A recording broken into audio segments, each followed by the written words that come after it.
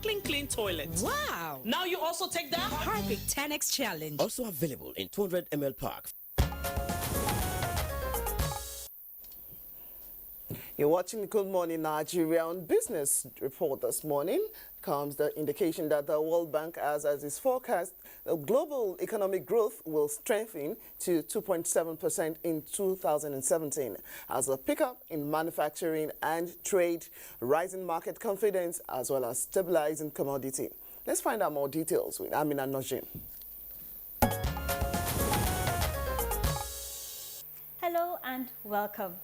According to the World Bank's June 2017 Global Economic Prospects, the growth in advanced economies is expected to accelerate to 1.9% in 2017, which will also benefit the trading partners of these countries. Global financing conditions remain favorable and commodity prices have stabilized according to the World Bank. Against this improving international backdrop, growth in emerging markets and developing economies as a whole will pick up to 4.1% this year from 3.5% in 2016. Among the world's 7 largest emerging market economies is forecast to increase and exceed its long-term average by 2018. In addition, growth among the world's 7 largest emerging market economies is forecast to increase and exceed its long-term average by 2018. Recovering activity in these economies should have significant positive effects for growth in other emerging and developing economies. Nevertheless, the report said substantial risk clouds the outlook. New trade restrictions could derail the welcome rebound in global trade, and monetary policy normalization could provoke financial turbulence. And from the equities markets, there are indications of higher investor confidence in the Nigerian stocks as the O-share index gained 3.49% to close at 31,371.63 basis points. Market capitalization stood at 10,845 trillion naira. Volume of trade stood at 708 million, valued at 8.225 billion, trading in 6,039 deals. Cap Oil topped the gainers chart, while Law Union led the losers. The most traded stocks are those of Diamond Bank, worth 132 million. And that's it on the business segment. I am Amina Nujay. All right, thank you very much, Amina Nujay, for the business package on Good Morning Nigeria. We'll move on now to take a look at the headlines on the front pages of some of today's newspapers.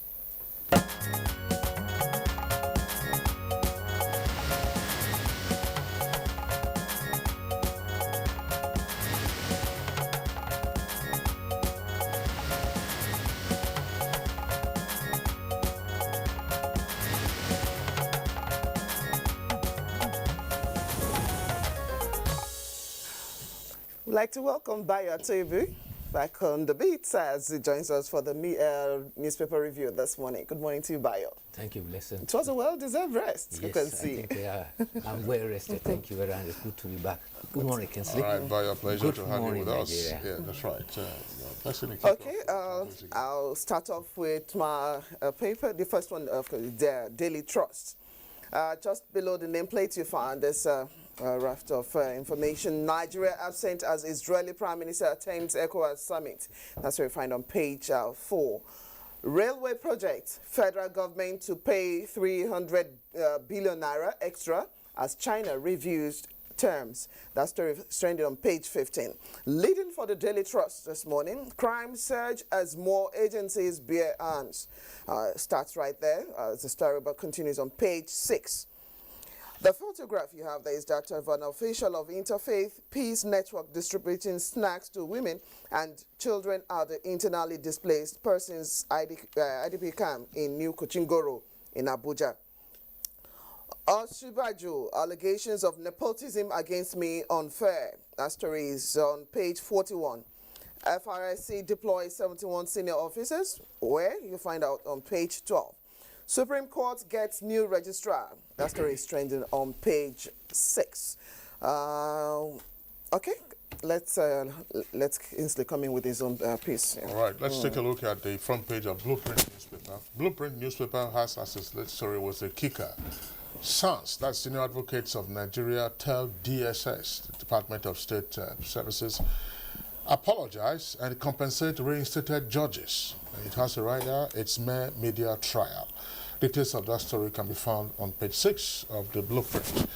And below that, you have the photograph of the new Waziri Adamawa, former Vice President Atiku Abubakar, addressing members of the Adamawa Emirate Council. And also below that is a headline, Northerners attacking Oshibajo, conservative elements. That's attributed to Sheikh Usani. Details of the story can be found on page 6. And also there on the front page is invest in agric, not estates. Dogara advises businessmen. That's on page 5. And Ngige to Masab, I'm practicing what Ojukwu taught Ndigbo. That's on page 5 as well. Now, we prosecute purveyors of fake news. That's according to the federal government. And Oshibajo can be acting president for years if, again, that's attributed to Zeliani. That's on page 21. Military kills 4 sea robbers and destroys hideouts in Bayelsa. And INEC right to suspend Anambra senatorial poll. Again, that's attributed to Agbakoba. That's on page 5. Bayo. Yes, let's start with the story about fake news. Nigerians have been enjoined to be alert on what has been described as fake news being spread by a person described as very unscrupulous. A spokesperson for Minister of Information and Culture, Lai Mohammed, says over the past weekend, many such fake news calling for capable causing confusion have been paraded, and therefore is setting one set of person against another, especially one ethnic group or one religious group against another. He says that the government is not happy about this development of fake news and intended to they are intended to destabilize the polity. He said such persons, if they are caught, will have themselves to blame. He said persons are advised don't react to any supposed news, but subject them to serious scrutiny by checking with security agencies and government spokespersons. I think this advice will go specifically to the media, particularly the print media. Most of these news are often taken off the cuff very quickly from the social media, and they have no veracity. When news lacks the basis of veracity and integrity, it is a danger for a newspaper or any media for that matter to take it because it undermines its integrity. Bayo, just to also speak on that, part of what went around late last week and up to the weekend, it had to do with some video that was being circulated with regard, I mean, the claim was that it was the latest bomb attack somewhere in Abuja. Some other person said it was in Enugu. But of course, if you took a look closely, you will find that that was a bomb attack that took place in Wuse some years ago. When Boko Haram elements attacked, the shopping plaza in that particular, it was a gory video. And this is the kind of thing we're talking about. Of course, the social media is a lot faster now in terms of dissemination of unfortunately, fake news. Yes. Yeah. In fact, I deliberately did not point on that so as not to give veracity to it. Yes. Because such things happened. If you recall, a youth copper was said to have been killed, and they posted gory pictures of a female youth copper on the internet, not knowing that it was a picture of an accidented victim on a railway line. So one has to be very careful about kind this. But talking about news now, one of the stories that have dominated the news is former governor of Abia State, Orji Uzor Kalu, and he says President Buhari is likely to return to Nigeria by June 11. He said while returning from Washington, he visited the president in London last week. He says his health has improved considerably, and he has advice for Nigerians. One, he says Nigerians should desist from spreading messages of hate and division. He says it is inhuman to spread falsehood about the health instead of praying for the president's health. He said hate messages on the social media are unhealthy.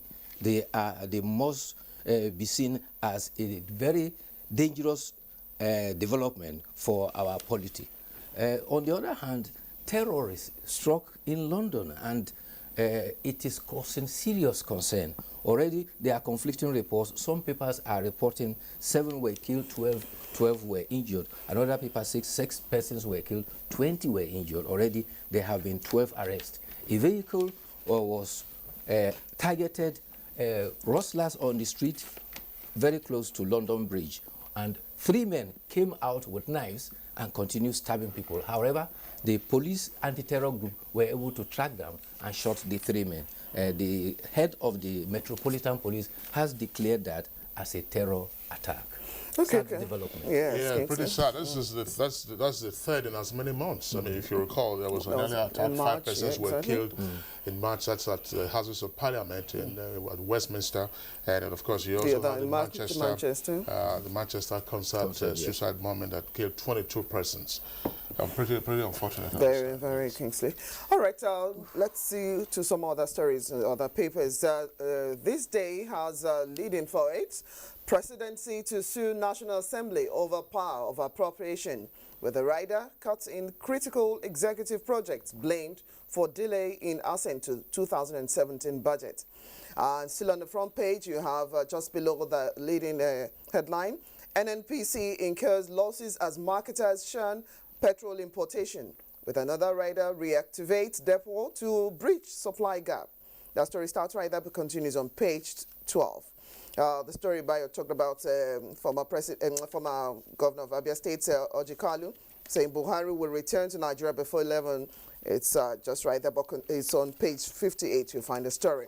The photograph is that of a physically challenged citizen identified as Elizabeth engaging with Osun State's Governor Rauf Aregbesola during the swearing-in of the newly constituted State Executive Council in Osogbo, as Osun State's capital, recently. On face, Elizabeth sought for and waded through the crowd and security cordon to have a moment with the governor. Quickly now to the New Telegraph before Kingsley comes with another paper. Just above the nameplate, you have Paris Club reform. 29 states flouts FSP provisions. FSP is fiscal responsibility. Federal government CBN mold measures to reduce banks' bad debts. That story you find on page 30. Not 600 billion naira oil search suffers setback with riders. NNPC defers return to site. Delayed military clearance worsens logistics. Cooperation too early to talk of deferments. That story you find on page 5. Governor Dixon and his quadruplets. That's the photograph you have there. Bayelsa State Governor Seriake Dixon, his wife Rachel, at the dedication of their quadruplets at the King of Glory Government House program yesterday. Oshibajo to critics, I am not appointing my church members, kingsmen, to offices. That's story you find on page 9. Kingsley? All right, let's take the Authority newspaper. Authority newspaper. Above the nameplate, it's the headline, Muslims serve my meals. That's according to the acting president of Shibajo. That story can be found on page 4. And also on the front page there is a headline promoting a story on page 26. Peace Mass Transit rolls out 100 buses from own assembly plant. The assembly plant, of course, is in Enugu, and you have CKDs that's completely knocked down parts, making up 90% imported and 10% local content. Now, lead story for the Authority, why Reps rejected Southeast Development Commission, and this according to a member of the House of Reps, Honorable Sani Abdul. And second lead story on the front page, CBN plans Forex convergence. Those are the front pages from the Authority. Let's take a quick look also at the Sun newspaper. A Sun newspaper, of course, this lead story on the Sun newspaper has to do with a copy that Bayo Tebe has already discussed. That's saying the federal government has plot to destabilize Nigeria. And of course, that's the issue about the fake news, and then buy sophisticated weapons to fight Boko Haram. That's the lead story. Let's go immediately below the photograph, and you can see other headlines right there on the front page. Buhari met in London, fast recovering. That's according to Kalu.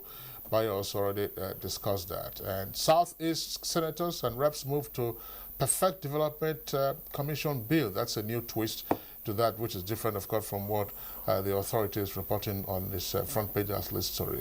Masop threatens to stop elections in Southeast, Kogi, and Benue. And lastly, MAN, Manufacturers Association of Nigeria, ACCI, and others kick against 5 Naira fuel levy. Details can be found inside.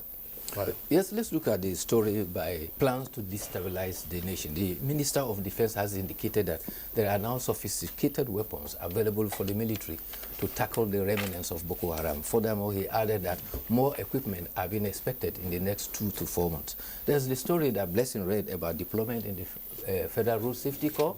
Yes. It includes the officer, you remember, who cut the hair of a female staff for wearing very long hair. He too has been deployed. And there's That's the Road Safety Hairstylist. Safety Commission, yes. And the story that has been reacted upon that the 6 judges to resume June 7th. This is because since they were indicted, they were accused since October, 8 months away, they have not been charged to court. There is a situational dilemma here. A judge whose integrity has been called to question is now going to preside over cases. However, it is also a strong basis in law that every accused person is presumed innocent until proved guilty. What has obtained so far is that people have been tried on the pages of the media about corruption and have not been brought to court. And that undermines the integrity of the war against corruption itself. That's right. But indeed, that's you remember we read a headline from the Blueprint newspaper. Yes. That's the writer to that headline. It says the headline, of course, says apologize and compensate reinstated judges. It's mere media trial. That's the writer. Yes. To that headline of the Blueprint newspaper. And that's the much that we can take today in the Super Review segment. We'd like to thank you. Welcome back, by the way. Thank you for having me. We'll see you for the rest of the week. Good morning, Nigeria. Reaching you on the network service of the NTA. We're Africa's largest TV network. We'll take a short break. Now, when we return, we'll be dealing with bills intended to fast-track economic reform as well as ease of doing business.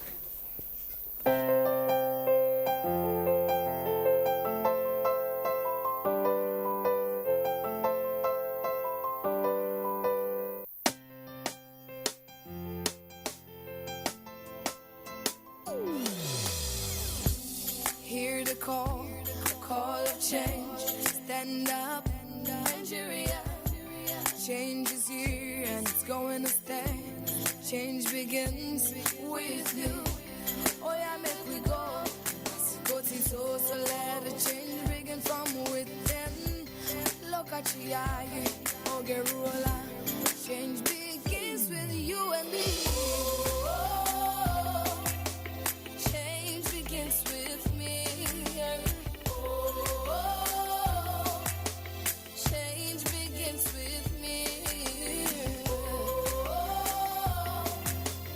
Change begins with me. Here's your order. I think this is not exactly what we ordered. I ordered a Coca-Cola Zero. No problem. I can give you 0 calories, 0 sugar, and a great Coca-Cola taste. Here's the Coca-Cola Zero you ordered. Do it again. You still look like you need a Coca-Cola. Why don't you sneak inside your bag? Forever you feel together, be real, together. Enjoy.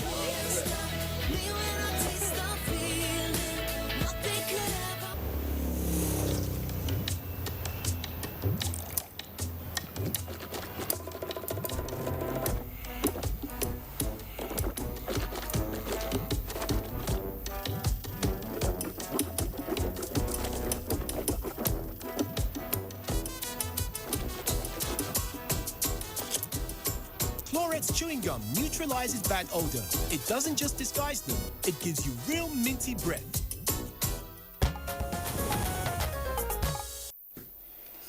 Now, to set a tone for our conversation on economic reform bills as well as the ease of doing business this climb. Yes, Oyeyemi Ajayi with a background report.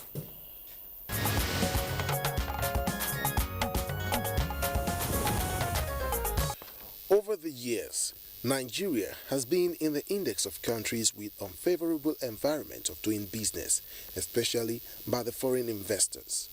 As much as the developed world see Africa as the major gold mine waiting to be explored, knowing fully well that a lot of untapped potentials are buried in Nigeria, Ghana, South Africa, even Benin Republic have had avalanche of investors as they are seen to be more secured with favorable environment for business as well as basic social amenities of making businesses thrive. However, the inception of Muhammadu Buhari-led administration brings to bear the need to make Nigeria assume her pride of place, not only as the giant of Africa, but as the investment destination once again. This they do by the promotion of made-in-Nigerian products. Apart from actions expected from the executive arm, institutional and legal instruments required to redress the challenges in the ease of doing business caught the attention of the National Assembly. This led to the constitution of the National Assembly Business Environment Roundtable in collaboration with the Nigerian Economic Summit Group, NASG, Nigerian Bar Association and UK's DFID. Reviewing and or enacting about 15 laws were reviewed as critical to a favorable ranking in doing business in Nigeria. Of the 15 bills at different legislative processes, 2 have been passed by the National Assembly and assented to. The 2 bills signed into law by the acting President Yemi Osinbajo was also to make the environment business-friendly and facilitate access to more affordable credit for Nigerians. The signed bills are the Secured Transactions in Movable Assets Act 2017, also known as Collateral Registry Act, and the Credit Reporting Act 2017, which is to ensure that micro, small and medium enterprises in Nigeria can register their movable assets such as motor vehicles, equipment and use them as collateral for accessing loans. With the Presidential Enabling Business Environment Council working around the clock towards realizing the objective, the acting president, Professor Yemi Osinbajo, signed 3 executive orders, which includes promotion of transparency and efficiency in the business environment, as well as local content. This executive order will increase patronage for locally manufactured goods and will also remove bureaucratic bottlenecks that stifles growth of businesses in Nigeria. What needs to be done to fast-track passage of the gazetted bills and enhance the synergy between National Assembly and the Executive towards ease of doing business in Nigeria?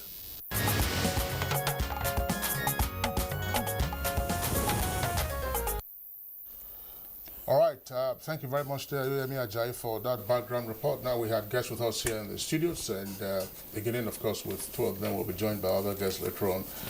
We also will be going over to our Lagos Network studios to get a guest to get his views on the various bills that's still before the National Assembly, as well as the 2 bills that have now been assented to by the President through the acting President. First, we'd like to welcome a member of the Technical Committee of the Nigerian Economic Summit Group. Of course, it's Nana Ude, fairly familiar face now. Good morning, Nigeria. So it's a pleasure to have you join us on the program. Thank you very much. Good morning, Nigeria. Okay. And then we also have with us here in the studios Senior Advocate of Nigeria, Sheni Adio.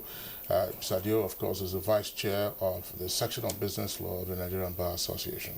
Mr. Dio, a pleasure to have you join us on the program. Good morning, Nigeria. Pleasure to be here. All right, so let's begin the conversation with Mr. Ode. Mr. Ode, of course, these are issues that we've talked about. We have seen quite some movement, some movement and momentum with regard to escalating the issues that will ease doing business in the country. We saw what happened last week, in addition, of course, to the extent to the 2 bills that I just referred to. We also now see the National Industrial Council policy, Competitiveness Policy and Council also being shut up. But let's begin, by taking a look at the 2 laws that we now have in our books with regard to the collateral registry and the other issues. Are these laws, in your opinion, sufficient? What do they target, and how well, might they begin to smoothen the ease of doing business in the country? All right, thank you very much.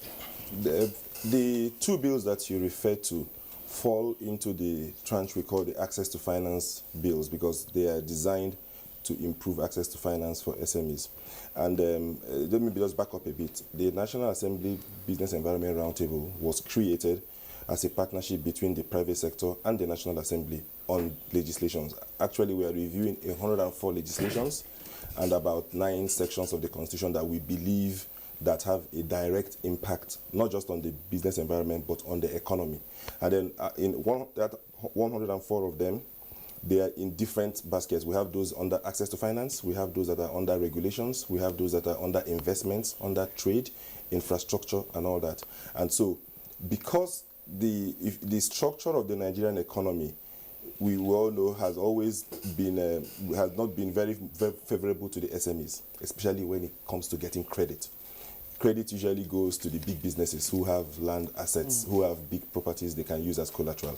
And that is not how you can grow an economy. The SMEs are creating much more jobs than the big businesses. And so what are their issues? We discovered that one of them is getting credit. And so we had these bills as part of the 104. So like he said in the intro, the STMA is designed to enable SMEs have access to credit even if they don't have landed property. You can register your car in the collateral registry, you can register your machines, you can register your furniture in the registry, and then use that as a basis for collateral. And we believe that once we do that, we will have solved one bit. It's not all, because there are also regulations, there are also things to do with the access to markets and all that. We believe that once we do that, one major component of the challenges faced by SMEs will be addressed. All right, Mr. Ode, thanks. We'll come back again to begin to drill down to some of the issues pertaining to what you just talked about with regard to the collateral registry for MSMEs. You know, how will they be informed about this? You know, what will they get to know? What is registrable, and so on and so forth. Let's bring in now the senior advocate, Mr. Sheni Adio. Mr. Sheni Adio, with regard to access to finance and the collateral registry, these are issues pertaining to secure credit transaction. From what we know of the provisions in the new act that we now have, will this be sufficient to open access, as it were, to MSMEs? Well, it's certainly a great start in terms of providing access.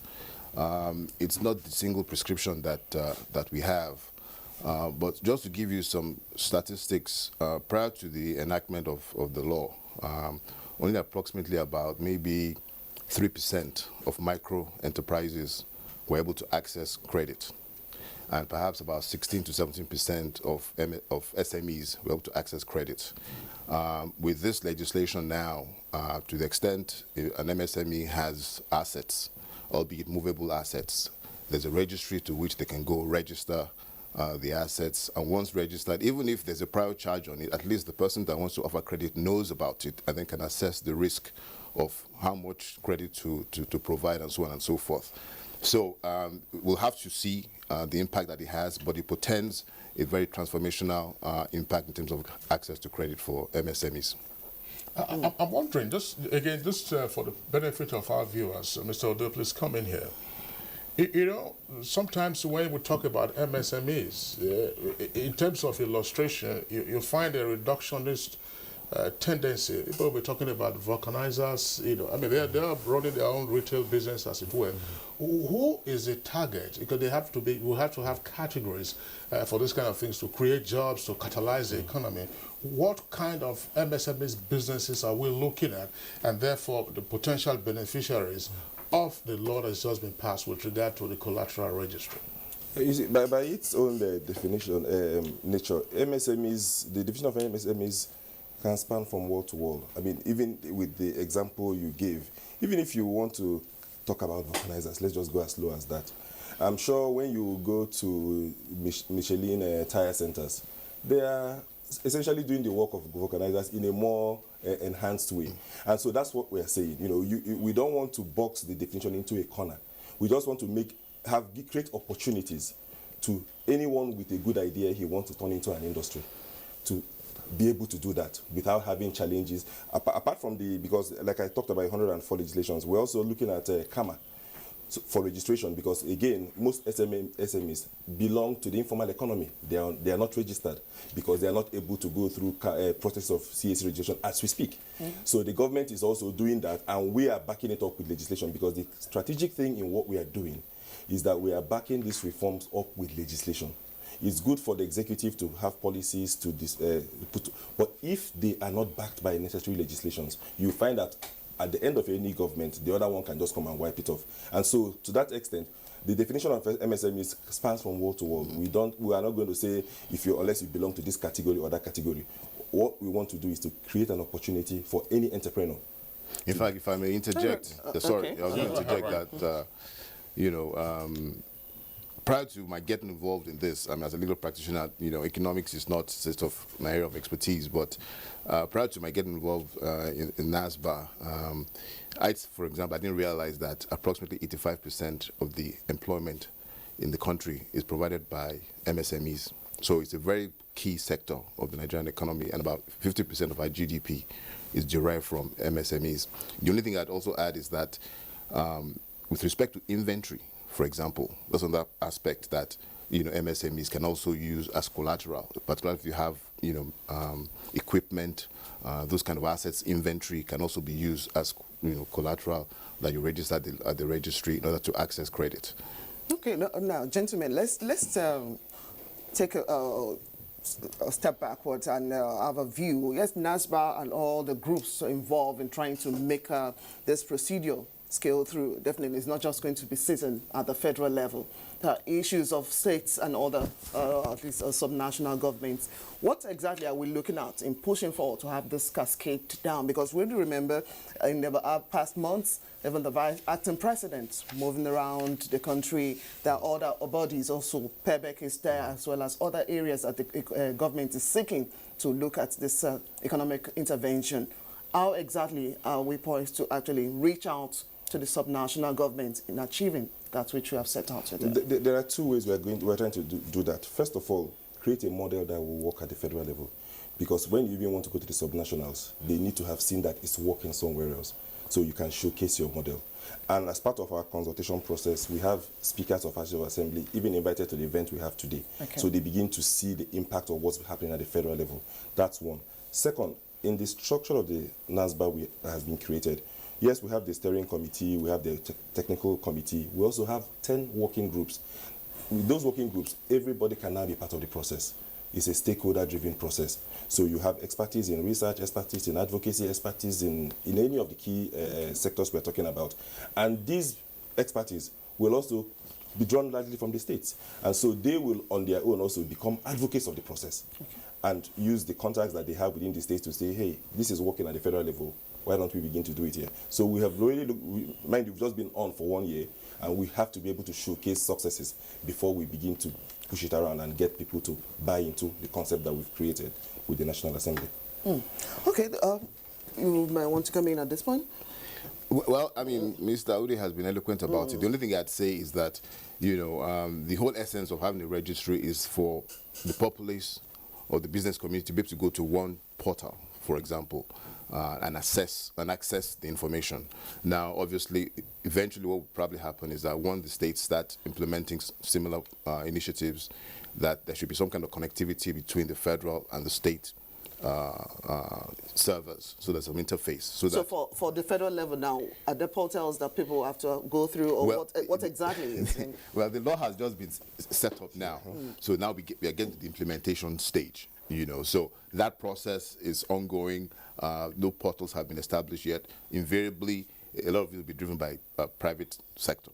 There'll be institutions that will be licensed to establish registries, and there'll be guidelines that have to be adhered to in order to be able to maintain those, the information, get information, stored information, and under what circumstances can the information be released to third parties, and the process for doing that. Again, for the benefit of our viewers, so that secure credit is is a fairly complex area, as you know, in law. The registry, explain it to them. This can be likened to a deed registry. Yes. A deed registry where if you want to buy land or you want to have a transaction and interest in land, this is where you go to. Now, where will the registry reside? Are we going to have a single national registry, or we're going to have sub-registries in different locations? Because all businesses, for instance, and possibly here in the Federal Capital Territory, what will be the most efficient way to accomplish this? It will be in the Central Bank of Nigeria. That's where the collateral registry will be. They already have started the process in the CBN. All we have just done is to secure the legislation. They've already started working on it in the CBN long before this law came into being. But we needed this law to make it legal. And so it's going to be domiciled at the Central Bank of Nigeria. doesn't that raise some concerns? I mean, does that raise some concern? Well, why would the CBN be the repository, as it were, of the collateral registry? Yeah, because sorry, can I come in? Because at the end of the day, the CBN regulates the banks that they will approach for credit. And so it will give the banks more comfort to rely on a collateral registry domiciled in their regulator, within the confines of their regulator. So that makes the case for the CBN. And again, because I thought you were going to say, if it's going to be at the CBN, how is it going to be decentralized? Of course, we have CBN branches in every 36 states, so that makes virtually all the states of the Federation. Yes, Mr. Adio, you have your own comments on this. I'm wondering, because these are trade issues. You also have trade issues. The CAC, for instance, the company issues that we'll get to that, shortly. How efficient might it be to domicile the collateral registry in the central bank? Well, I think in the first instance, I think it makes eminent sense to do that. The CBN has the capacity to do it. The CBN is already a repository of a lot of data, in terms of BVNs of members of the population. People who are not in the informal but actually in the formal sector already have their data captured. So the CBN has that information already. So again, for integration purposes, for securing the information, because these are very, very critical and vital information that we're talking about. So for make sure that the information is secure, and also for ready accessibility, like Mr. Odi already said, the CBN has offices, zonal offices across the 36 states. And also in terms of connectivity, the CBN is already connected with the banks, and indeed the microfinance institutions as well. Because again, since we're talking about access to credit by MSMEs, even the microfinance institutions also are already integrated into the CBN system. So the idea is to make it seamless and readily accessible. Because what would happen is if you go to, for example, a microfinance bank as an MSME, they can punch in your data, access the registry, and get your profile. So for now, certainly it makes eminent sense that it's being housed at the CBN. Provided there has been no adverse dealing in the particular item that has been collateralized. Yes, that's a very serious issue. Yes, it is. And that's, I mean, the BVN, these are some of the dividends that we're seeing of the advent of the BVN program, because with that, up to 99% percentile, you can be certain that the information that is being accessed, that this person is who they say they are. Real time. In real time. Okay, gentlemen, let's still take a look at some of those priorities that we're considering. We've talked about access to credit now. Yes. Another area I know that will give a great concern to small businesses here will be aspect of registration. And I know these are some of the areas that have been considered as well. Now, let us look at what kind of legislation that we've been able to push in this area, and also to actually reassure them that it's not as difficult as it seems to be or will be made to be. Let's see what aspect of legislation have been taken into consideration in that area, based on your own outlook. Yeah, well, first of all, the CAMA, the Company Allies and Matters Act, deals with that. And so, as we speak, a comprehensive review of CAMA is going on in the National Assembly. If you recall, about 2 or 3 weeks ago, the Senate President himself inaugurated the Technical Advisory Committee on that. And so that's going on. Even though we also know that the ACAC have also been undergoing some reforms. With the PEBEC team. And so the committee I talked about have members from CAC as members, and they were also looking at the Investments and Securities Act too. So when that review process is done with, what we hope to create is a legislation that is fit for purpose, that meets global standards, and that more importantly makes it easy for MSMEs to be registered and be able to formalize their businesses. But what kind of constraint do you foresee, or that you've seen in a process of having all this been looked into, that could serve as guide to small businesses, so owners today, or would be small businesses, since we're encouraging that sector? Yeah, let me give an example. Okay. I mean, regarding CAMA, for example, what the legislature is doing is a repeal and reenactment of the law. And the idea is to make the law more MSME friendly.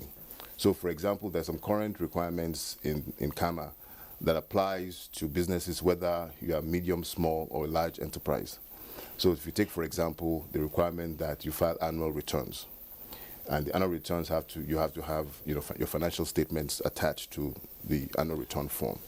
The thinking right now is to do it with that requirement if your capitalization is not to a certain amount. Yes. So there's the various aspects of the bill that's been reviewed right now, such that for MSMEs, a lot of the requirements that are essentially bottlenecks will be removed. Also, with the advent of the portal, the CAC portal that is working very well now, even business owners can access the portal and basically do certain things themselves. If you want to do a name registration, if you want to file certain things, you can do that without having to get a professional, if you will, to do that for you. So there are various aspects that are being looked at to make it more sort of MSME friendly. Okay. Yeah. And just to add, because the MBA SBL Vice Chair is here, the significance of this partnership in working with MBA SBL is that there are certain parts of the reforms that require that if you want to, like he said, register your company, you don't need a lawyer. And so if we are not in this partnership with the MBA SBL, it will be easy for one to think that we are taking away business from the lawyers. But they are part of this process. Yeah. So they're encouraging the process. And so that's quite significant for us to say that, because that then ensures that this is a stakeholder-driven process. It's not about creating businesses for lawyers at the detriment of having more MSMEs formalized. And so one of the significant things that have been done with the reforms is that you can go online and register your company without having a lawyer. And the MBA SBL is well, that's right. You don't need a lawyer to register a business, but once it becomes a going concern, you will need a lawyer. Yes, that's it. Yeah. No, we're not in the business of making ourselves extinct. No. What I mean is, even in the registration, when you're talking of simple companies, the basics, you can do it yourself. Yes. But when it now becomes complex and complicated, then you definitely need a lawyer. Even things like requirements of board meetings. There's certain requirements in CAMA as it currently exists that, for MSMEs, one really needs to look at those provisions and see whether you really need to make those provisions mandatory for small businesses. Businesses that are, one person or two people or three people, having requirements that they have to have, at least board meetings once a quarter. I don't know. Let's not make this a bit too technical, because we have a broad spectrum audience that's watching us on all of this. But again, let's break it down. When we say CAMA, that's the Companies and Allied Matters Act. It was one of the pieces of legislation passed by the administration, the military administration or military regime of General Ibrahim Babangida. Became a decree in 1990. It was first known as CAMT. Now it's on the basis of the constitutional provision known as CAMA. You have provisions therein, related, as you said, to companies, but you also have small businesses. That's why you have business registration. Right. You don't have to go through the formality. Then you also have partnership laws. So what is being done? Are we going to do away with partnership laws? Are we going to, is partnership going to become extinct if everybody can have access to registering a company and so on and so forth? Let's begin this with the senior advocate. No. We're not doing away with partnership laws or business names. No, the bill as it is currently drafted and intended to be enacted ultimately, you still have the distinction between limited liability companies, registered business names. Now, of course, the registered business names, what it means is that for those companies, they don't have limited liability. That's the main distinction between the limited liability and the business names. And invariably, it's the small businesses that end up being registered as business names. And ultimately, as you get larger and more sophisticated, you can now decide to become a limited liability company. So those distinctions will still be maintained. Regarding partnerships, partnerships really are not they're not provided for through CAMA necessarily. What you have, there are laws, exactly, state laws, and then you have partnership agreements, partnership deeds, and it's up to the parties to determine how they want their relationship to be governed through the deed they would have entered into. But to conclude, the senior limited liability business names and so on will still remain. It's just that what the CAC will require from them in terms of reporting requirements and so on will be, all the bottlenecks will be removed for MSMEs, and presumably, ultimately, also the fees also would be looked at to make sure that the fees are minimal in terms of fees people have to pay when they're filing whatever it is that they're looking to file. So, for example, I go back to the issue of annual returns. Right now, regardless of if you, as an SME, if you haven't had any reason to conduct business with the CAC for the last 3 or 4 years, the day you have reason to conduct, the first thing they're going to ask you is your annual returns you haven't filed for the past 3 or 4 years, sometimes more. You have to, quote unquote, regularize. And until you do that, they won't listen to you. And that means you now have to get perhaps an accountant to help you with your financial statements, etc., and file those first before they can now attend to what the immediate needs that you may have. Those are some of the things that this bill will address. Well, now, again, I would like you to speak to this so that we can get a distinction clear. I mean, because if we are expecting a review of the Companies and Allied Matters Act, at some of the provisions, proposed review provisions are there. What is the nature of the business entities that we expect? We're not expecting a common business entity. I mean, quite clearly there are distinctions, as the senior advocate has indicated. A partnership where liability lies, small businesses where liability lies, and of course the whole essence of limited liability company, which has been at the basis of company law over the years. Yeah, like the Leonard said earlier on. First of all, let me also mention that the process is ongoing right now. We don't have a newcomer in place, so it's going to be quite preposterous to begin to say what's going to be in the new bill. The technical committee is still working. It will still go to the National Assembly for consideration before it even gets passed. We have a working document from the CAC. They had also done a very detailed review of it and passed on to the National Assembly, which we are working. So I would rather want to be light on specific provisions that are in, lest someone listen here, okay, it's going to be in, that's going to be in. Yeah. So let's just carry a bit and wait for the National Assembly to come out with what we are doing. It's work in progress as we speak. Okay, great.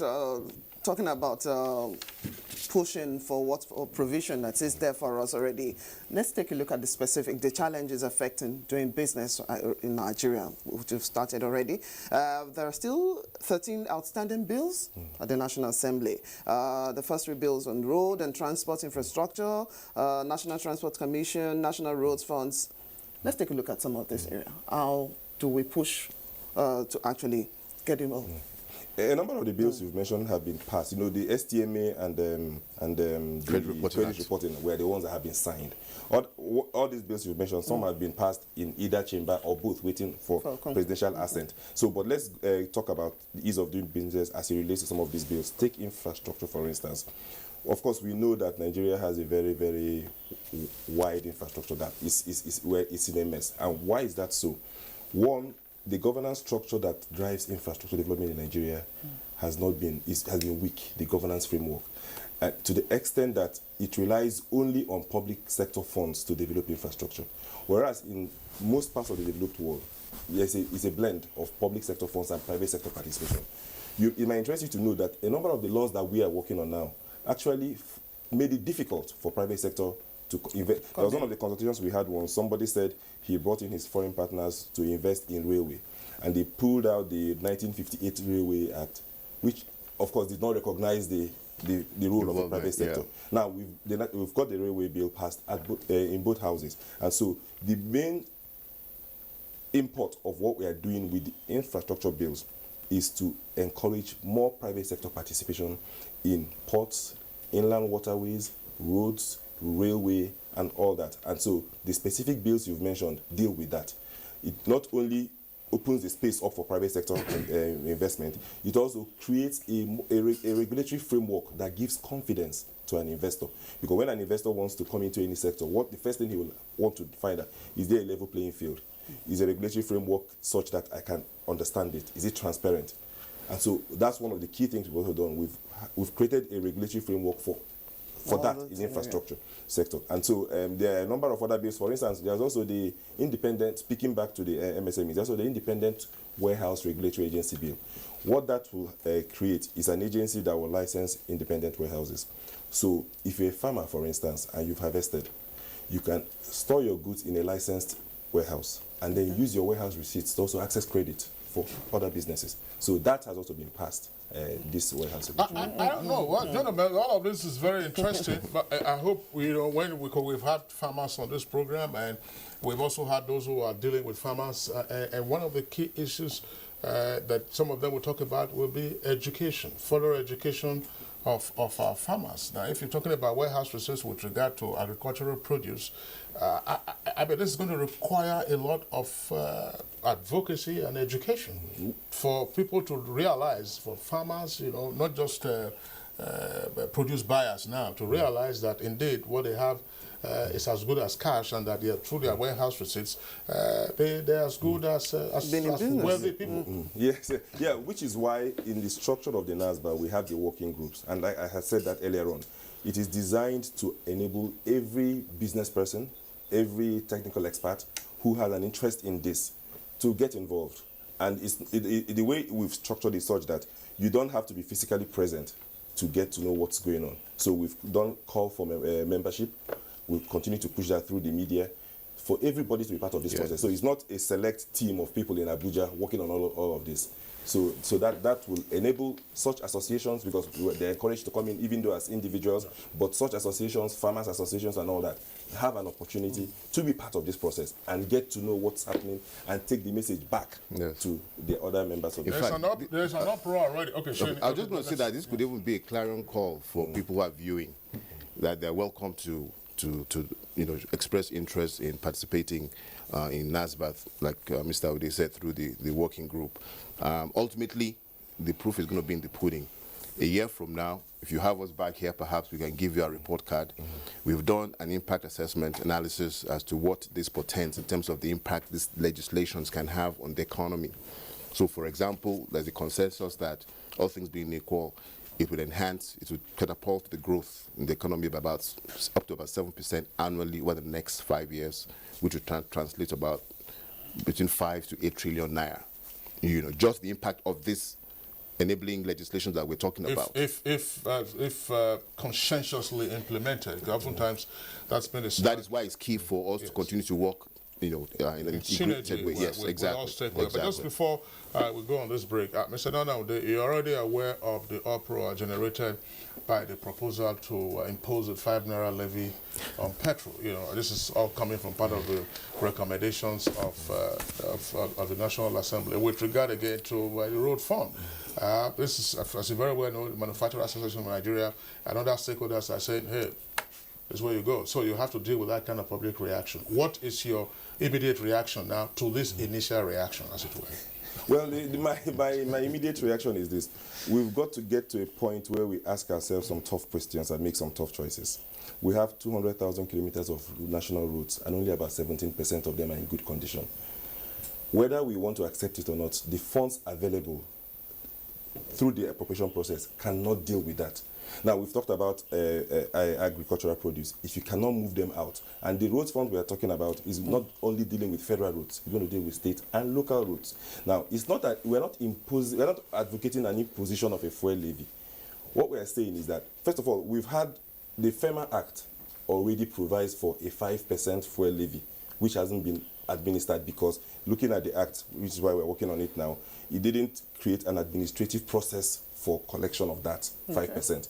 So it's already there. We did it under PTF too. If you look at the PTF Act, the Act also empowered government to take out a levy from what we pay at the pump price. So it's not as if the Obasanjo administration also talked about that when we're having the frequent increases in the price of petrol. So we're not imposing. We'll take a look at that when the other guest joins us. So at this point, we'd like to thank the senior advocate of Nigeria this morning with us, Mr. Sheni Adio, also the vice chair section on business law. Thank you very much for joining us on the program. This is Good Morning Nigeria. We'll go on this break. When we return, we'll be joined still on the discussion, taking a look at economic reform with other guests when we return. Admission forms for the 2017-2018 academic session of NTA Television College JAWS into its diploma programs are now on sale. The diploma programs are in film and TV production, broadcast journalism, and TV engineering technology. Applicants are required to have at least 5 credits, including English language and mathematics at SSC, NECO, or GCO levels in not more than 1 sitting. Application forms can be obtained from the TV College Refi JAWS or at any NTA zonal centers nationwide on payment of a non-refundable fee of 7,500 naira in bank draft in favor of NTA Television College. Completed application forms should be returned to the office of the academic secretary, NTA Television College, or the Center of Purchase on or before 28th of July 2017. For further inquiries, please call 0806 980 9807 or 0703 660 7155. NTA Television College, training you to be the best you can be. TV Guide magazine is out with fabulous Fab Funke Akindele Bello, aka Jennifer, adorning the cover. She opens a secret not known even to her family. Find out the secret.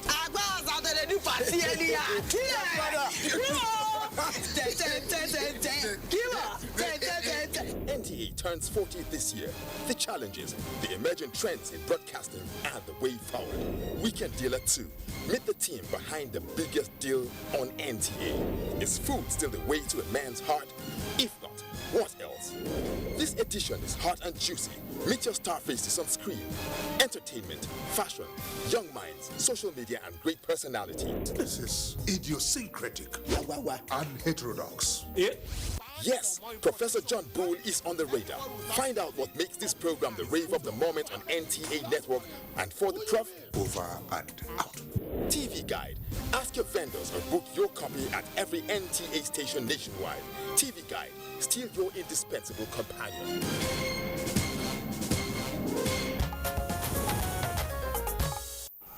All right, well, welcome back. But if you just joined us, it's Good Morning Nigeria, reaching you live on the network service of the Nigerian Television Authority. We're still discussing the economic reform bills, as well as, of course, the 2 bills recently assented to by the executive branch. We're being joined now by 2 other guests with us here in the Abuja studios.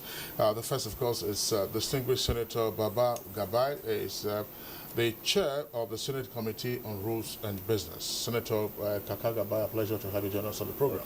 Thank you. Good morning, Nigerians.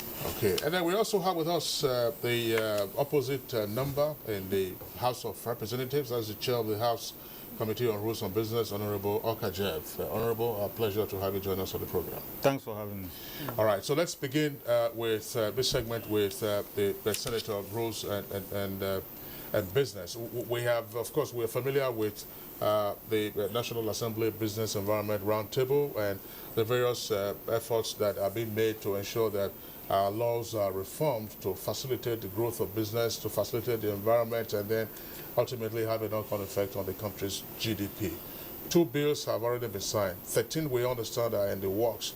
What is the status of those bills that are in the works, and what is happening to the plethora of other laws that have been earmarked for either review, overhaul, or otherwise total repeal?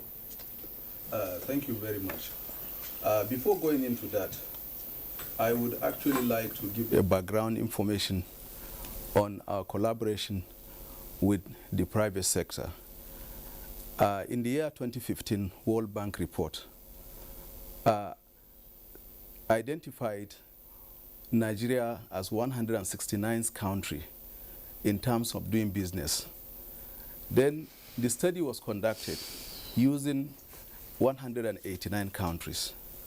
So in the year 2016, the Senate and indeed the National Assembly adopted a legislative agenda. And in the legislative agenda, we now decided to make economy as the main focus of the legislative agenda. So having said that, we actually decided to set off a technical committee in order to partner with the private sector, in order to now make reviews on legislature of the legislations and also some parts of the constitutions, in order to now enhance ease of doing business in Nigeria. So in the process, NASBA was inaugurated by the Senate President on the 16th of March 2016. So the partnership between the private sector and the National Assembly has produced a lot of results. One of the results is the issue about the 13, priority bills. Out of the priority bills, 2 have been signed into law by the Senate, by the acting president. That is secure transactions on movable assets and also credit management bureau.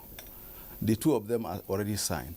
Then the others are already at various stages because we have about transport, federal transport, federal roads bill, which is also at the process of being considered because it was to be passed last week by the Senate, but due to certain technical details that should be included in the bills, we were not able to pass it.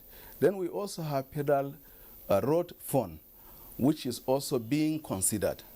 Apart from that, we have already passed at the Senate level the Nigerian railway bill. And the railway bill, mind you, was actually initially passed into law in 1955. And it, in the Senate, the railway bill has already been passed into law, and we've already sent it to the House of Representatives for concurrence. Then apart from that, we also have passed the Nigerian Port Authority bill, which has now been renamed as Ports and Harbour Act. It has been passed in the Senate, and it has also been being sent to the House of Representatives for concurrence. National Inland Waterways Repeal and Reenactment Bill has also been passed in the Senate, and we have already sent it to the House of Representatives for concurrence. All right, just before we bring in Honorable Orkap to make his comments, we already discussed on this program issues pertaining to ports and harbour. In fact, we had a full complement of our guests on the program on that occasion. But let's look at the railway bill already passed by the Senate, which has been transmitted to the House for its consideration and perhaps concurrence. What are the highlights of the railway bill as passed by the Senate? The highlights are: 1, the Railway Act, as it were, that is 1955, made the Nigerian Railway Corporation a regulator and at the same time an operator. And it also made railway business an exclusive preserve of the federal government. So because of that, amendments were made in the Railway Act, making it possible for private sector to participate in the railway business. Then in addition to that, state governments and local governments are also empowered to participate in the railway business. So in essence, there is a division between operator and also the regulator. That actually the new bill seeks to address. So that is actually the major highlight of the new bill. Are you going to excise that? Are you going to then excise the relevant provision in the Constitution relating to railways, which is on the exclusive list? Yes. Yeah, so but that's another business to do. That's I know the constitutional amendment is also ongoing. It's ongoing in the 2 chambers of the National Assembly. They are ongoing, and hopefully the constitutional amendment will also be concluded, hopefully before the end of this year. So, and that issue will be addressed. But actually, we've already passed the railway bill, and we've already sent it to the House of Representatives for concurrence. All right, thank you very much, Senator. Just to support what the Senator said. Like he said about the Railway Act, it's one feature that runs through all the infrastructure bills. Where the bills have now, the new bills have separated policy from asset ownership and management, because all these are infrastructure assets. In the past, there was no thin line between who is the asset owner. So when the private sector wants to negotiate, they now know who to deal with. So you separate policy, asset management, operation, like he said, and then the regulation. These are the key features of all the infrastructure bills that we're dealing with. Okay, Senator Okajev, well, so we've listened to the Senator talk about this honorable member. Now, what are those key areas that are still holding us back in having some areas of concurrence from the House of Rep over some of those bills that have been pushed? Why are we still foot dragging in some areas? No, we're not foot dragging. As a matter of fact, what has been happening is that any bill, even apart from those priority bills, any bill that comes from the Senate for concurrence, even though our rules insist that every bill must go through the stages. First reading, second reading, you go for to the standing committee of the House, and even go for public hearing before it comes back and all of that. But when a bill comes from unless there are very strong views from members within the House, we shall circle the system, and sometimes we do several stages in a day. So there are no problems actually, and I assure you that it won't take time before all of those bills that are from we have actually, as he can testify, we have actually concurred,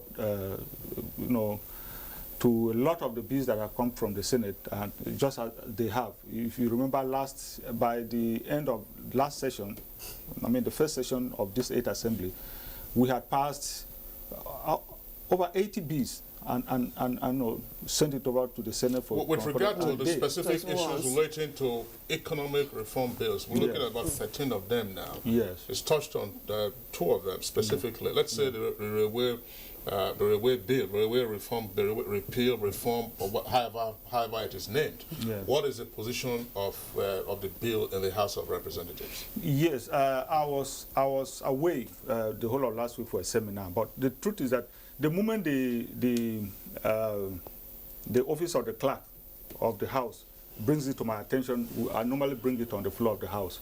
So I came in. I'll be going to the office this week. If there are any of such that the clerk of the House of Representatives has sent to my office, it will come on the floor.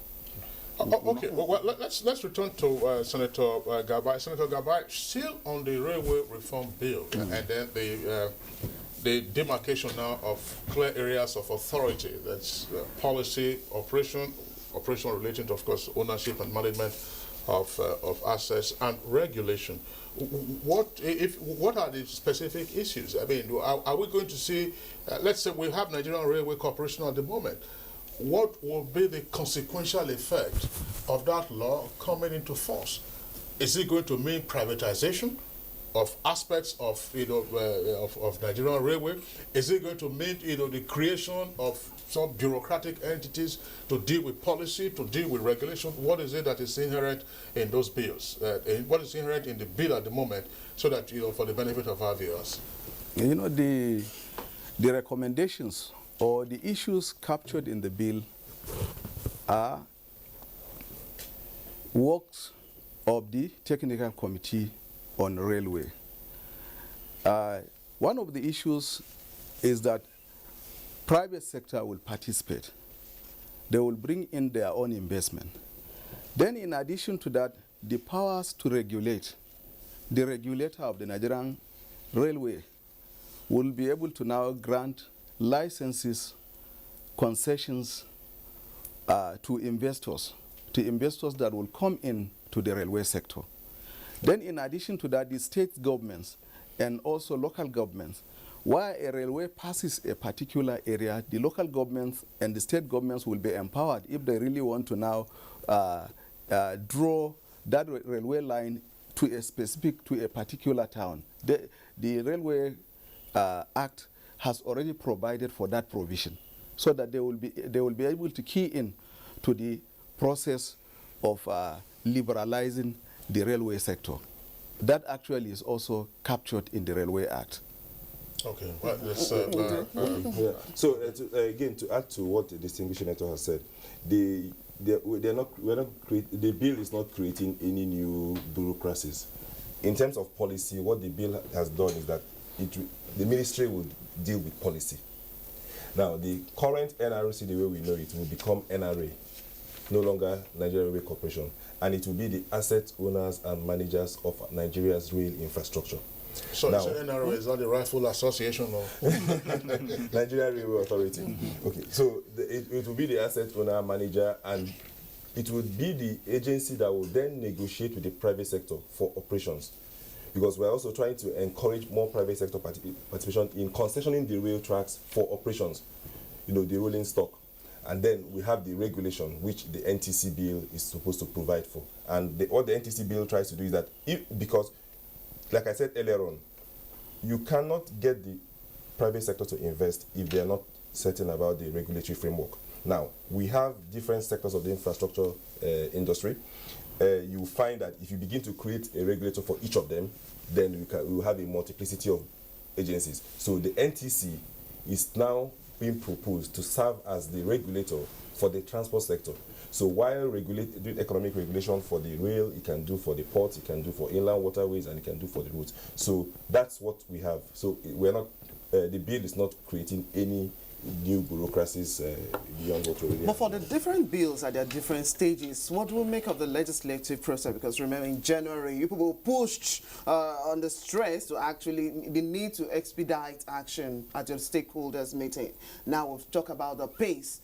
And the global economy is not waiting for us. We need to move as well. And everyone is insistent, okay, if there are regulations, are we pushing? Either of the National Assembly members. Maybe Senator Garibani? Okay, the economic bills, as I said earlier, they are at various stages in the Senate and indeed in the National Assembly. Once we receive the reports from the technical committees, so they are subjected to first reading, then the second reading. They will now go to a committee for further legislative action. So in the case of the economic bill, some of them, the works are being done at various committees. So after the committee works, they will now come to the Senate in form of a report. Like the Federal Road Authority bill that we were to pass last week Thursday. They were not able to do some detailed jobs. That's why it was not able to sail through on the floor of the Senate. So the committee was mandated to do a very detailed work and come back so that those gray areas will now, be accepted and it will sail through. Okay. That is this week, that is Tuesday. So every bill, from the technical committee of National Assembly Business Investment Roundtable will be subjected to this process. There's an uproar already with regard to the proposal for the imposition of a levy on the price of refined petroleum products. Are you aware of that? Distinguished Honorable, okay, John. You're already aware. Manufacturers Association of Nigeria and other interest groups are saying no. Yes. Let me first start from where he said. You see, it is because of the process in the National Assembly, which I had already mentioned, that even though each house is supposed to do it independently of each other, and but we'll take advantage of the fact that the Senate maybe they have done a good job, sent it to a standing committee, and they have come back. We shouldn't replicate all of that and begin to go through the whole process again. And of course, being conscious of time, we normally send it straight to what we call Committee of the Whole, where the whole House sits and we'll go through it. But normally when that does happen, the stakeholders are invited to all of this. And normally the House, either the House or the Senate will act on the consensus opinion of the major stakeholders before coming to a bill. So kicking back after that, I think it's not totally surprising, but we're talking about a democracy. Where some interest group may kick, but should that mean that the law that has gone through this process be set aside? I don't think so. Okay, can I just offer a word for this? If you notice, the distinguished senator has mentioned technical committees, and it's important I drop in a word on this. This National Assembly has been very innovative in its approach to this process. And it feeds back to the question, what is the role of the private sector in this partnership? Like the Honorable Member said, there are usually public hearings. When the public hearings are done and their submissions received, under this new assembly, the concept of technical committees was now created. What then means is that after the public hearing, the National Assembly, either the Senate or the House of Reps, will put together a team of experts and stakeholders to review the submissions from the public hearings, do a research and analysis of global best practices, and then produce a report that will then have provisions that will be in the draft bill. Okay. And so that, some might say, has delayed the process a bit, but it has also improved the quality of what we've done. I have served in a couple of them, and talking about the road fund, there's no imposition of a fuel levy, but one thing that we must point out is that all the stakeholders that came for the public hearing, because I was in the committee, all acknowledged that we need a fuel levy in order to improve the state of our roads. All the stakeholders, it was a public hearing, all the members said so, that we need a fuel levy. Now, the debate then would be, will it be a percentage or will it be a fixed sum? And how is it going to be administered? So by the time we do more advocacy on this, those uproar you see will begin to go down, because you find that most of the stakeholders were even part of the technical committee. All right, I'm sure some of the stakeholders are still the one looking at this imposition in a different light. Well, we'll quickly run through our tweets, and we have a break to bring in another guest to look at the economic reform. We have this from Dele Jack Solomon. It will help the government to create the right environment, lower the cost of doing business, and make the process of getting approvals easier. It will also increase patronage of locally manufactured goods and remove all bureaucratic bottlenecks that slow growth of businesses in Nigeria. Benevolent moderators, the National Assembly must expedite actions for a swift passage. It will diversify the nation's economy away from oil. This is from Festus Akimboyewa. Good that a lot of impactful decisions have been taken with regard to ease of doing business in Nigeria. But the way banks deploy money should be changed. Nigeria's financial institutions are not fit for investment with regard to medium and small enterprises, and this should be altered. Bashar Muhammad Asada says, let the federal government make it compulsory and competitive to both members of the three arms of government to invest heavily in agri sector. All right, now those are some of the tweets that we have from our viewers. In the meantime, we'd like to thank Nana Ude of the Nigerian Economic Summit Group for being part of our discussion this morning. Thanks for being here. Thank you very much. All right, it's Good Morning Nigeria. We'll take a short break now. When we return, we'll continue with the conversation. The struggle for independence had been a long and tough one. Our founding fathers and compatriots sacrificed their comfort and even shed their blood. We cannot at this point in history afford to spirit away their sacrifices for immediate but temporary gains of today. Let us emphasize what unites and not what divides us. Working for the unity of purpose with a stronger vision for a better tomorrow. NTA, growing with the nation. Together, no matter where you come from, no matter your religion, we are one. Let's live together. Let's stop fighting each other. Let us live as one.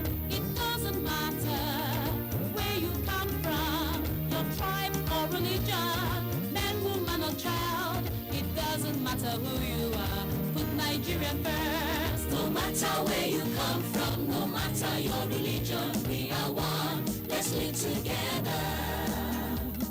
How can we develop when we're always in crisis? Families have become refugees in their country. No matter our differences, show some understanding. No matter where you come from, no matter your religion, we are one. Let's live together. Nigeria, the only country we can train with remarkable potentials to excel. Let us believe in ourselves and change our attitude for the sake of our country and generations unborn. Let us revive our cultural values, which are our essence as a nation. Let us renew the spirit of patriotism and hope in our dear country. Do not take or give bribe. Be punctual always. No more African time. We can't expect to be global citizens and operate on African time. Join the queue. Insist that people are attended to on a first-come basis no matter who they are or where they come from. Nigeria, good people, great nation.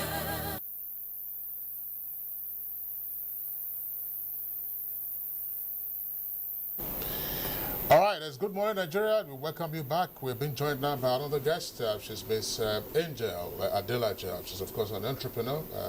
Adelaja, would like to welcome you to Good Morning Nigeria. Thank you for having me. All right, now let's get your comments on, because you're in business, let's get your comments on what is now an act of the National Assembly with regards to Credit Management Bureau as well as a collateral registry. All of this, we understand, is to facilitate access to finance, especially with regard to MSMEs. From what you know of the provisions of the law, how heartwarming, if truly so, are these provisions? Well, I can't lie. I'm really happy to see these bills brought up. I think they could do more. It's a long time coming, because when you think about the fact that, yes, they've enacted the BVN, you know, for a while, BVN to me seemed useless, because you have this BVN, but yet every bank I go to, I have to fill out pretty much a JAM form application just to get my account registered with the bank, right? And then from there, the next bank I go to, and they have no information. So what's the point of BVN? Being able to utilize, let's say, your BVN as a means to be able to check that you can pay off, that you have good standing credit, you have good bank accounts, and then to be able to actually take your assets in your business and utilize them as collateral. When we have countries like Zimbabwe saying that you can bring a goat and get a loan, but in Nigeria you must have landed property, those things are very, very disheartening for us. So to be able to see an act that says, okay, you can actually register more assets than just landed property to be able to access credit, I think that's something that's very beneficial, because if my equipment has value, that should be something that I should be able to use to get access to loan as well. So. Okay, now let's say improving the necessary business atmosphere for growth deserves more than just maybe some policies being churned out from time to time. What else would be a keener position to flow in? Yes, other aspects of legislation here and there, but what other position would you want them to push, at least for small businesses, and ultimately grow into bigger ones? Like I said, when you look at, let's look at the what's it called, collateral registry bill as it is, right? Yes, I can register my assets. Yes, I have a credit history, but am I still going to be funded by the banks? Will I still have access to a loan? It's at the bank's discretion. So we already have funds from CBN, we already have so many funds, and you look at banks, and I heard that there is a major bank that is just starting to develop their agric desk. And one of their workers said, oh, I'm thinking about joining the team, but is there actual money in agric? Will I be able to? So the way that they were thinking about agriculture is not in a way that's friendly to farmers. For me as a farmer, they're looking at bottom line, but at the end of the day, it's a longer term investment. So making sure that the banks understand that they're not there just to get money from oil companies and from government. They're there to actually develop an adequate business for themselves, and to make sure that even the funds that they're getting from government are being utilized by people who actually need the funds. If I am Dangote, then I really don't need your money. I'll take it if I need it as a loan. But for smaller businesses, if you really want to grow jobs, if you really want to get people to start investing and creating, then it has to be, the banks have to be on board. What potential challenges do you foresee, excuse me, with regard to the operation of the collateral registry? Pardon? What potential challenges do you foresee with regard to the operation of the collateral registry, either from the side of the lender or from the side of the borrower or from the side of the registrar of the collateral? I think at the end of the day, it's going to be from the side of the banks, because they are not required to, there's no guarantee that banks will give you funds. That's right, that's the point I'm driving at. I mean, they passed the agric lending scheme. They have so many other programs that they have actually put together. But at the end of the day, you need to get the banks on board.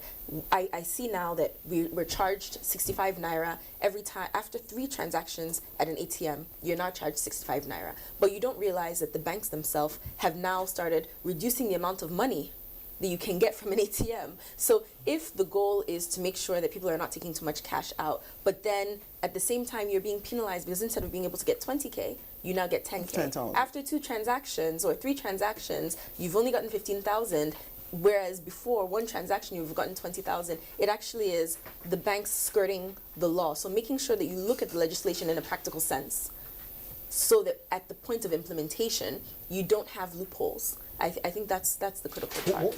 What in your opinion, could get the banks on board? Because, as you said, we have a plethora of all kinds of schemes that have never worked for the benefit of the end users. Whether MSMEs or farmers and so on and so forth. If those schemes had worked in the past, obviously we won't be at the level of development that we are in now. So, what, in your opinion, is required to get the banks on board, so that it is not just that we have a collateral registry in name, but to say that the registry, like a deed registry that's for landed property, is actually functioning? Well, I would say that we've already taken the first step. No bank was interested in investing in agriculture. I use agriculture as an example because it's the field that I'm in, but banks were not interested in investing in SMEs and in agriculture before. There are few banks who pioneered this. When you look at BOI and you look at BOA, you saw that that was their main focus, to invest in small businesses, to give them an opportunity.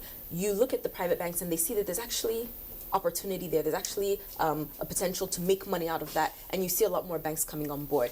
It's going to be the banks seeing the financial benefit, and so that means it takes the SMEs being able to show them that, look, our businesses are good businesses. We've thought of our business structure. We've thought of succession planning. We've actually run our numbers. We're actually profitable.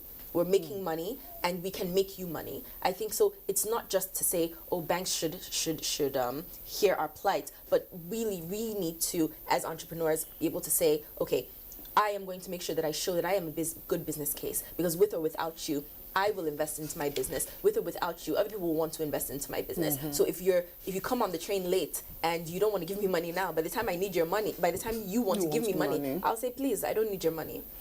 So I think we need to, as entrepreneurs, Dr. thank you very much. Honorable Okajev, this is one voice for the many entrepreneurs out there, and there is a need to actually up the ante, as in push this position up. What exactly will be seen moving on to actually actualize some of those people's dreams of doing it big in terms of business and other aspects of legislation? She's just talking about the issue of bank. There are other means of credit facilities out there. How do we begin to harmonize this and get the tempo up from what we have presently? Yeah, personally, if you ask me, apart from those so-called prioritized bills that we spoke about, there's a whole range of bills that need to be tinkered with, and the speaker of the House, what he did at the beginning of the 8th Assembly was to put together a team of experts, lawyers, and others out there who took a look at our laws from time, and pointed out that about 300 of them needed to be amended or some repealed. Last week, the last batch of I think 70, because we had taken about 230 before, and came in. And most of them, because if you look at the rating of doing business, the doing business group, the rating of countries, there are several reasons why they rate a country.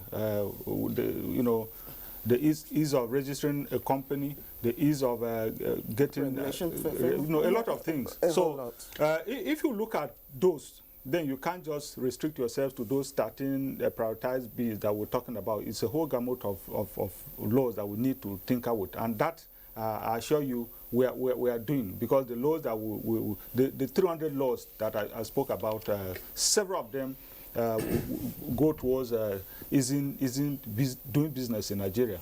Well, part of the ranking also had procedure as well as practices at state level. What push would the National Assembly be having in this regard to cascade this down to the states and other subnational governments? Well, you know how democracy is like. That would not be in terms of passing laws, because we have the exclusive legislative list, and then we have the concurrent. There are certain. In fact, if you read the report, Nigeria was rated 169 out of 189 because of what goes on at the states, particularly Lagos and Kano. You know, so now it means that they too have a whole lot of responsibilities in terms of tinkering with the laws at that level and the practices and procedures of doing it at that level too. What to do? Well, I think we have a National Institute of Legislative Studies that kind of, you know, from time to time organizes seminars, and the state legislators too are invited and all of that. I think that is one level to do it. And then you have the Governors Forum, I think, is to reach out to them to do something about the way businesses are done at that level too. Okay. All right, back again to Angel. You were itching to say, sorry, you wanted to make a comment on some of the issues being discussed. I also have a specific question for you with regard to the mode of organizing a business at the smallest, you know, levels, MSMEs.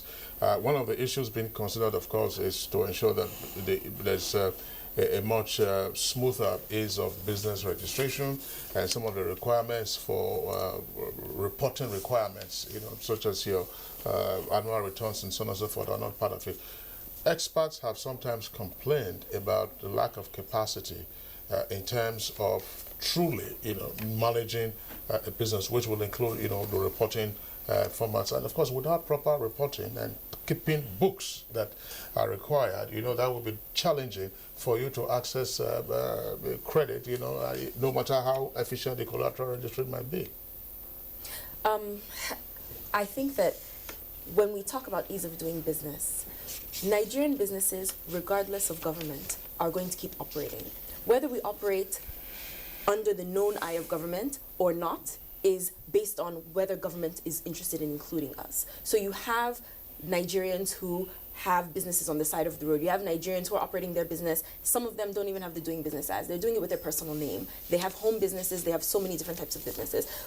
And government is at a disadvantage, because when you don't get us on board, then you lose our revenue. The taxes from our revenue. You lose being able to say these amount of people are employed. You know, you don't have that information. For us, I think definitely small businesses, I think someone said earlier that, oh, you can just start as a business name or doing business as. But the reality is that if you want businesses to do the right thing, give them the opportunity to register their business as limited liability companies and make sure that they have a solid foundation when they start. Being able to give access and support, SMEDAN should be focused more on the education of small business owners, making sure that they understand what it is to report their information. Banks should also be involved in that. I know so there's still gaps in that area? Exactly. I think from the aspect of whether it being the states or the federal level, with, like I said, with or without a business name, you're still going to engage in your business.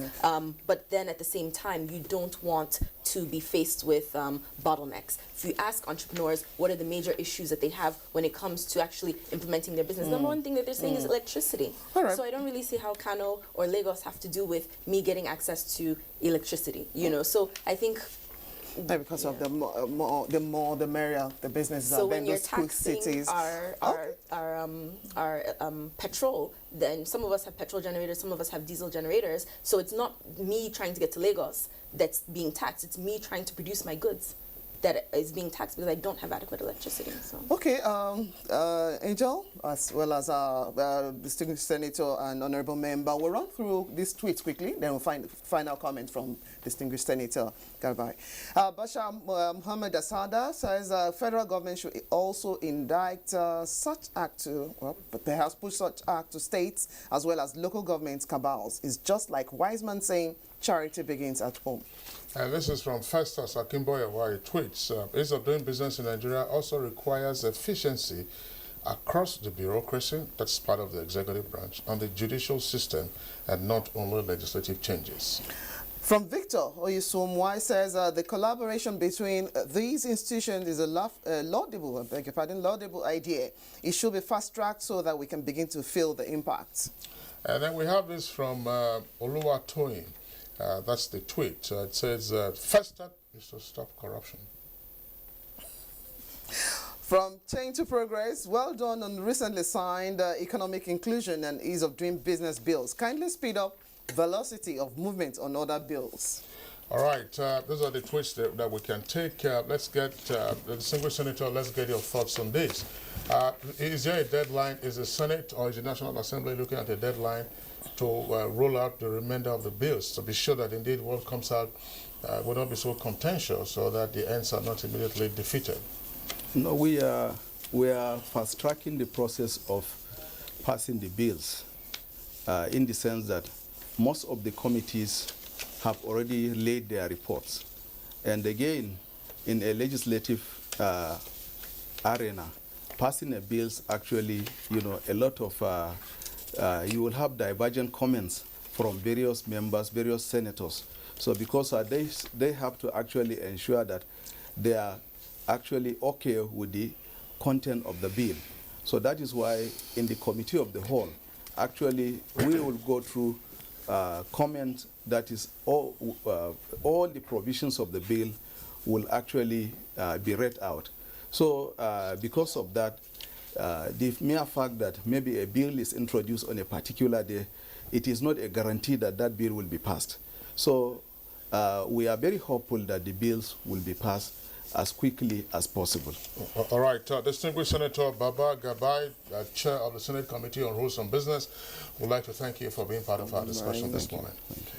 All right. We also would like to thank Honorable Oka Jeff, is Chair of the House of Representatives Committee, also on Rules and Business. Honorable, thanks for being here today. It's been a pleasure. And of course, Ms. Angel Adelaja, thanks a lot for your contribution. Thank you for having me. Okay, so that does it for our discussion segments. Let's go over now to our sports desk to get details of what is happening. Great weekend action, of course, in soccer with Real Madrid spanking Juve 4-1. Thanks for joining us on sports. The national team will resume preparations for the African Cup of Nations qualifier against South Africa on Monday, June 5th. The Nigerian Federation have announced through official channels the Super Eagles will travel from Abuja Monday afternoon for Uyo, where they will train for 5 days before the match at the Godswill Akpabio International Stadium. Meanwhile, Nigeria manager Janet Raw announced a 23-man squad for the AFCON qualifier last week, leaving out his influential skipper John Obi Mikel, who is recovering from injury, Odion Igalo, Brown Ideye, and Chelsea's Victor Moses. Nigeria Professional Football League leaders Plateau United suffered a 0-1 defeat at Enyimba, and the story was not pleasing for the champions Enugu Rangers, as they had to fight back from a goal down to earn a 1-1 draw against Nasarawa United. MFM FC returned to winning ways after going winless in their last 3 league games, as they pipped FC Ifeanyi 1-0 at Agege Stadium. MFM FC, who are yet to lose at home this season, are second in the Nigerian Professional Football League log on 37 points, and Ifeanyi, with the 8th-game unbeaten run ending on Sunday, stay fourth. In the last half of the log, defending champions Enugu Rangers are placed 16th as Sunshine Stars, Gombe United, Ibadan Outfit Shooting Stars, and Remo Stars all striving to survive relegation. Rafael Nadal continued his superb form with a dominant 6-1, 6-2, 6-2 win over Roberto Bautista Agut to move easily into the French Open quarterfinals. Second seed Novak Djokovic remains on course to face Nadal in the semifinals after a 7-6, 6-1, 6-3 win against 19th seed Albert Ramos Vinolas. That is sports for now. Join us in our subsequent bulletins for more on sports. Thanks for watching. Good morning. Good morning to you, Salu. Thank you very much. Now time to take a look at foreign news. World leaders condemn London Bridge attack as UK Prime Minister Theresa May insists on the June 8th general elections. Plus, hackers release emails from the inbox of UAE's ambassador to the United States. Let's get more details with Oyeyemi Ajayi. Good morning and welcome. On the foreign scene, the